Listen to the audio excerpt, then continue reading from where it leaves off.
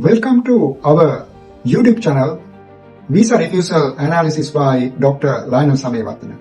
Today, I am going to analyze some of the visa refusals that I have received from some of our customers. I have here with me 11 Australian student visa refusals, and I analyzed all these 11 and I found some common reasons that the visa is refusing this visa. So I thought that I would discuss some of these Australian visa refusals and also factors relating to these Australian visa refusals. So I listed down some of these factors. So there are 4 to 5 main factors that I am going to explain to you. But I would not explain all these 4 or 5 factors within one video, but I would be doing multiple videos to discuss these factors and what are the ways that visa is looking at these factors and how we can avoid any misinterpretation or how we are going to avoid any visa refusals not providing enough information about these factors. So one of the factors is that the applicant circumstances in the country, that in that one that I would be analyzing that applicant circumstances in the country, how it is related to this Australian student visa application. The second one is that the applicant potential circumstances in Australia and knowledge about Australia. So then I will also explain this factor in one video, that how that you can avoid having trapped in this kind of a factor. Another one is the value of the course to the applicant's future. I think you really understand what it is, but I will explain how you're going to avoid any refusal based on that. I'll repeat it, the value of the course to the applicant's future. Another one is that applicant's immigration history. So which is also a very crucial factor. The final one that I'm going to discuss is that applicant's intention to comply with visa conditions. Applicant's intention to comply with visa conditions.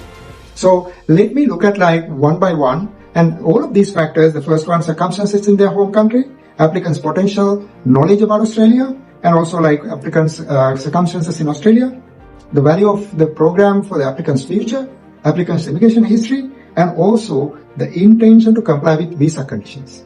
So let me start from the bottom where that I mentioned that applicant's intention to comply with visa conditions. What is this intention to comply with visa condition meaning? So intention to comply with visa condition meaning that the visa officer really wanted to know whether the applicant has intention to break the immigration rule.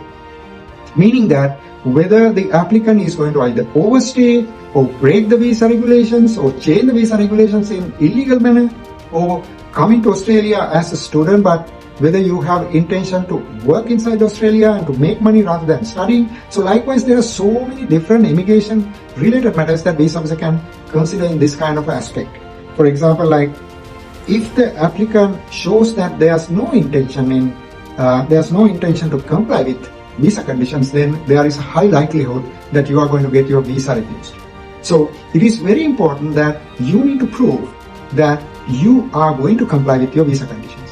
So one of the ways that you are going to prove is that you can also consider showing your attachment to your home country, and then showing that you have more attachment to your home country, so then you don't intend to stay in Australia longer than expected.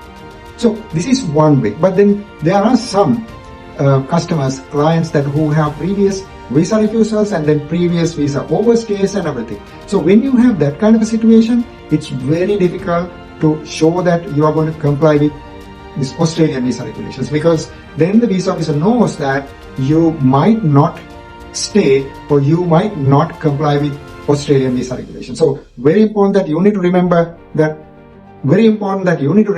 how you are going to overcome that. So remember that showing that you are going to comply with visa regulations in Australia, that you have a very long list of things that you should be doing. So I will be discussing that again in another video, which I would be posting very soon, because the reason is that I think this is a very important, so that I can show you various factors that which might be important in this particular category. So that way you can understand. Always remember, if you really need a real legal advice, that you need to find a lawyer who are going to be in your locality. And then this visa refusal analysis by Dr. Lana Samatina is usually based on my personal opinions, and it does not represent any legality. So you need to understand that. But however, that if you really need certain personal assessment about your visa refusal matter, you need to fill out our Google form and connect with us. Thank you very much.